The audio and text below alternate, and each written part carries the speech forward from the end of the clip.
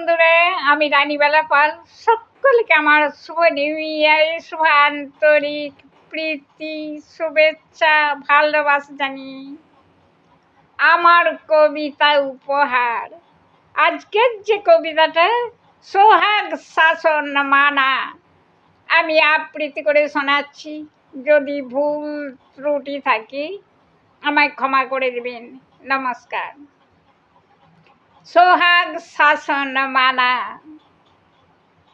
পড়তে পড়তে আমি তাকিয়ে হঠাৎ দেখি পেয়ারা গাছে বসলো দুটি বুলবুলি পাখি। কাজল বরণ তারা, মাথায় ঝুঁটি, ছোট্ট ডানা, লেজের নিচে তাদের লাল টুক ফোঁটা টানা। এ ডালে ও ডালে ঘোরে সবে খুশিতেই তারা। নেই কো কোনো বাধা, নেই কো পড়া তারা। সোহাগ শাসন মানা করে না কো ওদের মা। স্কুলেও যেত তো সবে, কোনোদিনও বলে না।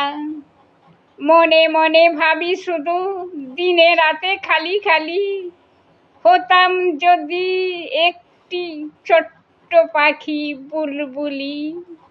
যেতা খুশি উড়ে উড়ে বেড়াতাম, থাকতো না আমার প্রতি মায়ের সোহাগ শাসন মানা।